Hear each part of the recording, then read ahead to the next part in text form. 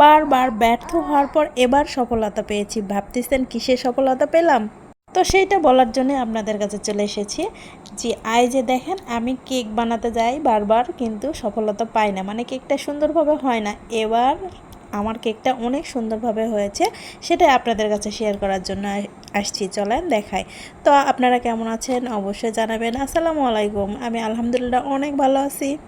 তো কেকটা আমি তেমন বড় করব না, 3টা ডিমের যা হবে সেই পরিমাণে আমি সব কিছু নিয়েছি। আর ডিমটা আমি এখন ফেটে নিচ্ছি। দেখেন ডিমটা ফেটে নেওয়াতেই কিন্তু কেকটা সুন্দর আসে, সেটাই আমি বুঝলাম অনেক সুন্দর করে। আমার তো মানে ডিম ফেটে নেওয়ার কোনো মেশিন নেই, এই জন্য আমি কাঁটা চামচ দিয়ে ডিমটা ফেটে নিচ্ছি। ডিমটা অবশ্যই ফেটে নেবেন, কুসুম আলাদা রাখবেন, কুসুমটা রাখা ঠিক না।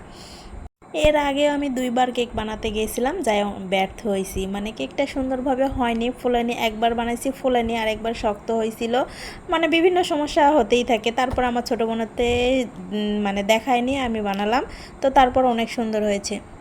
তো কথায় আছে, যেটা একবার পারবে না সেটা বারবার করলেই সফলতা আসবে। তো তেমনই আমার ক্ষেত্রে হয়েছে, 2বার ব্যর্থ হওয়ার পর এবার আমি সফল হয়েছি, সেটাই আপনাদের দেখাবো। দেখেন, তো সুন্দর করে তেলটা দিয়ে নিব, অবশ্যই না দিলে তো উঠবে না, সেই জন্যে তেলটা দিয়ে নেওয়া, সেটা সবাই জানে। তো আমি এটার মধ্যে আমার একটা ভুল হয়েছে, সেইটা যারা বানায় কিংবা মনোযোগ সহকারে আমার ভিডিওটি দেখছেন তারা অবশ্যই বুঝতে পারছেন কি ভুল হয়েছে, তো সেইটাও বলবো অবশ্যই। আর যারা বুঝতে পারতেছেন তারা অবশ্যই কমেন্টে বলবেন কি আমার ভুল হয়েছে। ভুলটা হওয়ার পর আমি কিন্তু খুব টেনশনে ছিলাম, তারপরও আল্লাহ রহমতে হয়ে গেছে অনেক সুন্দর, আলহামদুলিল্লাহ। তো কেকের প্রসেসিং করা প্রায় সব শেষের দিকে, তো সেটা দেখবেন গুঁড়া আটাটা যেটা, মানে যে শুকনা উপকরণটা, সেটা দেওয়ার পরে কিন্তু খুব আস্তে আস্তে নাড়তে হবে, যেন ওই যে ডিমটা ফেটে নিচ্ছি সেটা যেন নষ্ট না হয়ে যায়, এই জন্য খুব আস্তে আস্তে নাড়তে হবে। এর আগে যখন আমি কেক বানানোর চেষ্টা করেছিলাম, হয়তো বা এই মাখানোটাই আমার ভালোভাবে হচ্ছিল না, এই জন্য এরকম হয়েছে। এই যে আমি চুলাই বসায় দিছি, আমি বড় রাইস কুকারে দিলাম, দেবেন আমার কেকের বাটিটা ওখানে যেন বসে, সেই জন্য।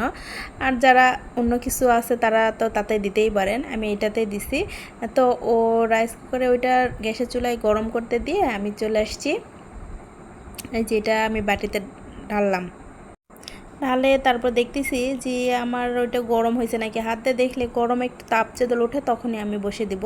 তো সেই জন্যই আমি দেখতেছি, দেখে বুঝলাম যে তাপ উঠতেছে, তখন আমি দিয়ে এই যে ঢাকনা দিয়ে ঢেকে দিলাম। আর ওই যে ওই ফুটাটা বন্ধ করে দিলাম, দেওয়ার পর 20 মিনিট পর তো আমার কেক এই যে হয়ে গেছে। তো কেকটা কিন্তু অনেক সুন্দর আর সফট হয়েছিল, আপনারা খাইলেই বুঝতে পারতেন, কিন্তু দুঃখের বিষয় আপনাদের তো খাওয়াতে পারতেছি না।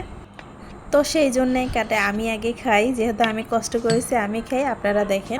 তো অবশ্যই সবাই ভালো থাকবেন, আমার ভিডিওটি ভালো লাগলে অবশ্যই লাইক কমেন্ট শেয়ার করবেন, আর অবশ্যই আমার পাশে থাকবেন। অবশ্যই অবশ্যই আমি আশা করতেই পারি আপনারা আমাদের পাশে